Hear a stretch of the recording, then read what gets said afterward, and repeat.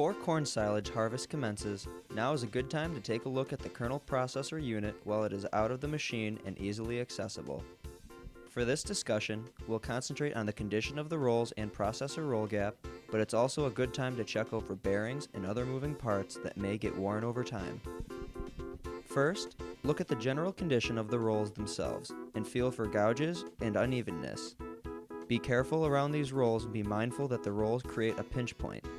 This is another good reason to check the unit while it is outside of the chopper.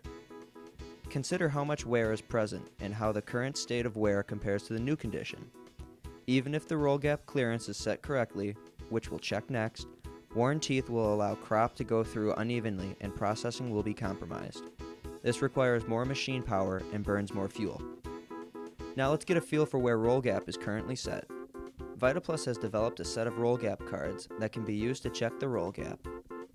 Each card is 0.75 millimeters thick, so multiply the number of cards that slide between the roll gap by 0.75 and you'll know the gap. Don't force the cards between the rolls, and it works best to slide them in at an angle. Check to make sure the gap is fairly uniform at the center of the roll as well as towards the ends.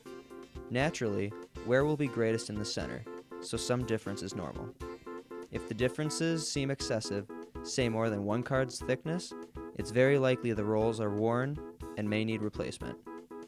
Be aware that once the processing unit is reinstalled in the chopper, roll gap can change slightly, but this simple procedure will give you a good idea of the condition of your chopper's processor going into the new season.